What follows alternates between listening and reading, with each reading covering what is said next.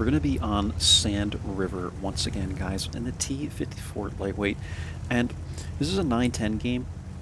I normally don't post like a whole lot of tier 10 matches, so I figured I would play a lot of the T54 lightweight and see what games I can get into to bring to the channel. I feel like the higher tiers do get more views, but I don't even have a tier 10, so what I wanted to do was start just trying to get higher tier gameplay for you guys. And we had an insane game on Sand River in the lightweight. I come up over here and I'm trying to get a shot into the Char. These guys are already here. I didn't think this many people would already be here. Char is here. Char is not as good of a player as I expected. Like, I really thought this guy was just going to stay up and over the ridgeline and basically YOLO me, because they can hit you for like, man, I want to say, what is it? He hit me for, looks like 400 each shell. Doesn't this thing do like, I guess it's like 2,000 something damage, unless they nerf this thing, maybe. But I could have sworn it was 6 shells and they did like 400 damage a shot or 300 damage a shot or something like that. Maybe they nerfed it. I don't know. But in any case, this guy ends up staying over here for the next 3 or 4 minutes, and yeah, he never comes over to YOLO me. So we take 2 shots from him there, and that's it. That's the only damage I take, basically the whole rest of the game until the very, very, very end, guys. So you're going to see me just trying to get everyone to clean up this Char Model 75. Like, that's what we have to do. We have to clean this guy up. I'm in a very aggressive area right now. These guys could push in. Someone could push in and come over this ridge line, but they're all being passive, right?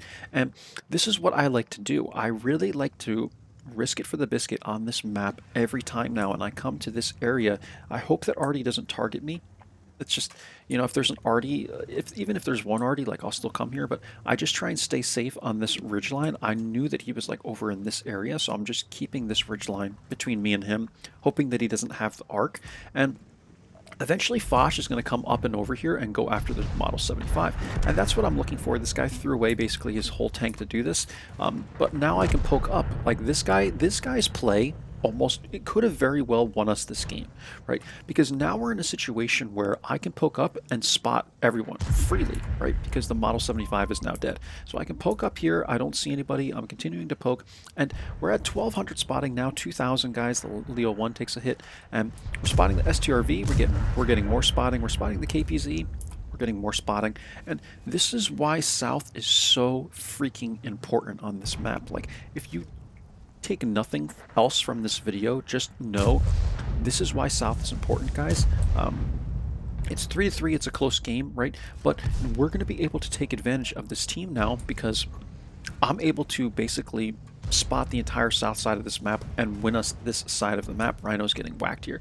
I'm trying to get a shot maybe into the Type 5. Then we spot the Minotauro. Someone's whacking the Minotauro. You know, it's actually the Rhino that got a shot into him.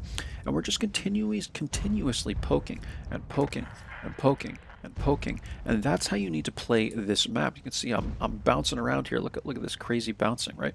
5,500 spotting. I thought this was a lot already, but there's a lot of blind spotting you will see at the end too, and it's just like, dude, this becomes freaking like Prokhorovka for me, man. I did 7,500 spotting on this map, guys. Just by trusting my view range, trusting my concealment, right? Trusting that I can outspot these guys, because that's what this is, right? There's no bushes out here. It's all ridge lines. You have to know, kind of just have to have a general idea of who can spot you and who's not going to spot you, you know? And now I'm taking these kind of risky pokes on the Hori here. I'm bouncing him twice. I missed him once and bounced him. Like, what the heck, man? This is my story of my life with the T54 lightweight. But I'm trying to get a little more aggressive here. I'm poking, take a shot at the Minotauro. I'm going to run down. I'm actually not even lit from taking that shot. And it's all about trusting your concealment, guys. That's what you have to do. So I'm going to make this pass. I'm not even spotted for making this pass. We're relighting the Minotauro again. I'm going to take a shot at the Hori again there. I'm not spotted for that. And I'm just constantly making pokes here, taking shots, seeing where I'm getting lit, seeing where I'm not getting lit. I already have a good understanding of where I'm going to get lit. But the more you do this, man, it's like you really get an idea of who's going to spot you and who's not going to spot you. So I've made this pass. I know the Type 5 now. Like, how can I say this? I know where the circle is on the map, and I know where the Type 5 can be where he won't spot me, right? So it's really just, I'm constantly doing this to basically get an understanding of where these guys are going to, at what distance these guys are going to spot me and where they're not going to spot me, right? It's like doing some kind of test in chemistry class, right? Where you just do something a bunch of times and you get like it's like you need a control, right? And then you do the test a bunch of times, and at the very end, the teacher's like, all right, this team got this and this team got this. That's what I'm doing. I'm just taking a bunch of pokes at this and like assessing the information, right? Like it's weird, man. Like that's how I think of this game, though, man. I really do. Like you have to just, as a light tank, like so much is going on in your head usually when you're playing these games, and you just have to like assess all this. So like I know I'm not going to get spotted until I shoot the Type 5 here, but the Kunza spots me here, and I'm hoping this guy can't get a shot into me, but he actually can. It looks like into the turret. So he takes that shot. Now I'm going to try and focus the Type 5. And I can't get that shot either. And the Type 5, man, the armor on the Type 5 is ridiculous. So I actually lied, guys. We took one shot from the Kunza, so we're at 140 HP now, and now we're trying to push it into this team.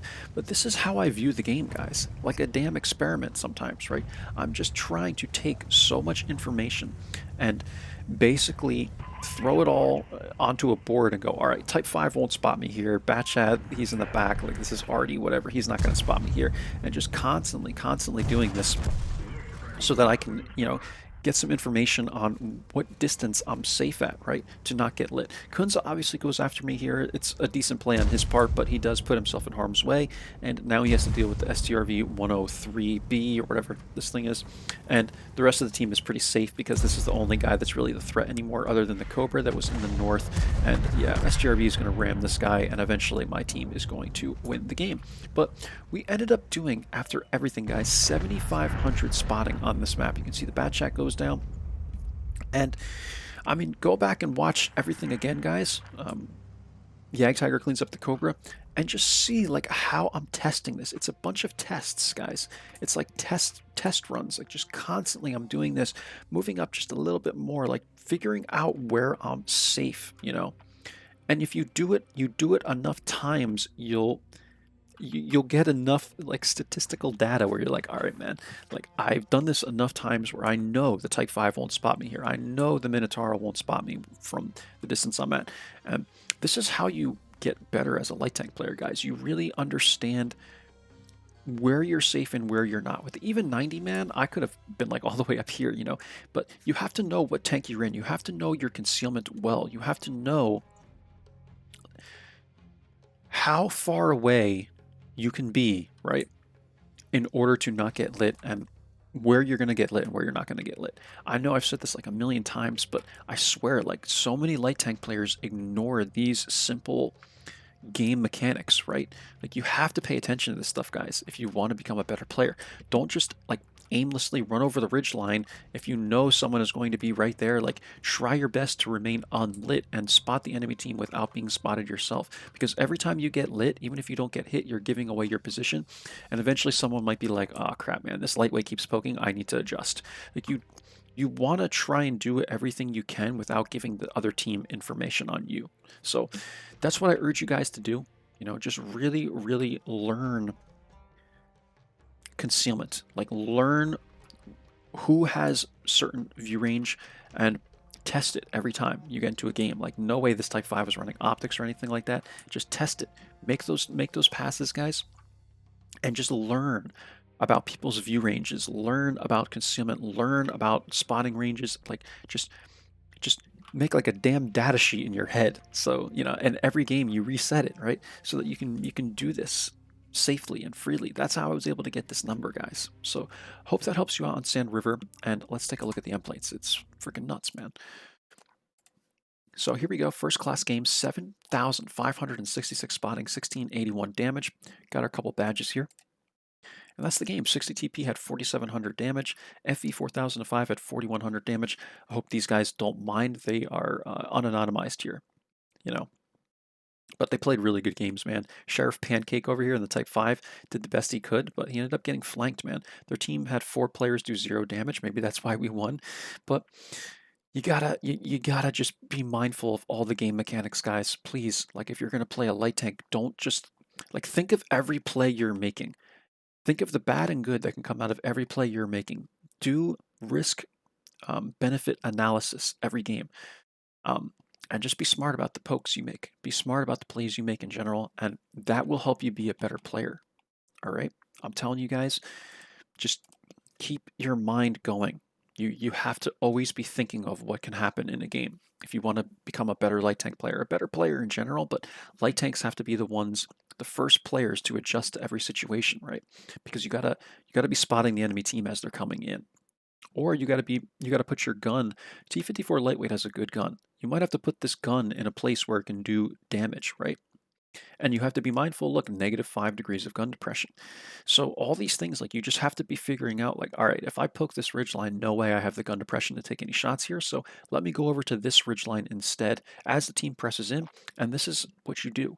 It's just so much analysis, guys, and assessment. That's how I'm a good light tank player. Like I'm just constantly keeping the wheels going in here. I've said this in other videos. Do your best to do that. You're going to be a really good light tank player, man. Promise you guys. All right, that's all for this one. Hope you enjoyed. Catch you for the next one, guys. Take care. Bye bye.